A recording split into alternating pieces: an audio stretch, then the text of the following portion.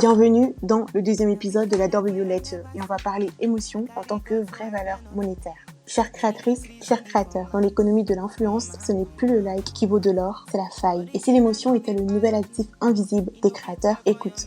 Pendant des années, l'influence est construite sur la performance, sur les chiffres, sur l'image, sur l'apparence d'une vie parfaite. Mais depuis quelques temps, un basculement s'opère. Aujourd'hui, ce qui capte vraiment l'attention, c'est la vulnérabilité. Les moments de doute, de fatigue, de remise en question. Les prises de parole sincères, les pauses expliquées, les « je ne vais pas bien » postées sans filtre. On pensait que l'influence, c'était faire rêver. En réalité, c'est pleurer, douter, s'ouvrir et créer de la valeur. On assiste à un vrai tournant. Ce ne sont plus les vidéos parfaites qui captent l'attention, ce sont les vrais moments de silence, les pauses, les « j'en peux plus aujourd'hui » postés sans storytelling. Quand Léna Situation parle de sa santé mentale ou quand Louise Aubry poste un « je vais mal aujourd'hui », les vues explosent. Mais ce n'est pas que de la curiosité, c'est parce qu'on a envie d'émotions, de vraies émotions. Que l'on soit suivi par 1000 ou 1 million de personnes, ce que l'audience retient, ce n'est pas une vidéo parfaite, mais la faille, le doute, la vérité sans filtre. Pas comme une stratégie, mais comme une évidence. Pourquoi ça marche? Parce que ce n'est pas une faiblesse. L'émotion vraie, ça crée 1. De la rétention, on reste plus longtemps face à du contenu qui touche. 2. De la fidélité. On suit quelqu'un qu'on comprend, pas quelqu'un qu'on admire. 3. De la conversion. On n'achète plus volontiers auprès d'un créateur sincère qu'auprès d'un robot à sponsor. 4. De la profondeur de marque. Le storytelling émotionnel rend une audience plus durable. Et c'est là que l'émotion devient un levier économique. La transparence devient un actif, l'authenticité, une vraie ligne de revenu. Mais attention, pas de fausse vulnérabilité. Être vulnérable, ce n'est pas une stratégie marketing. C'est un contrat moral avec ton audience. Si c'est joué ou surjoué, les gens le sentent direct. Et là, tu perds tout. La crédibilité, l'impact, la confiance. Donc, t'en auras. Pour conclure, l'émotion, c'est le nouvel or de l'influence. Mais pas à n'importe quel prix. C'est vrai, c'est puissant quand c'est sincère, quand c'est juste, quand ça sert ton message, pas ton ego. Ma mission ici est simple, décoder l'influence, non pas comme un phénomène de mode, mais comme une force économique, sociale et culturelle. Et dans cette force, l'émotion est une matière première, rare, puissante, inconfortable, mais plus rentable que n'importe quel filtre, avec force, inspiration et tendresse.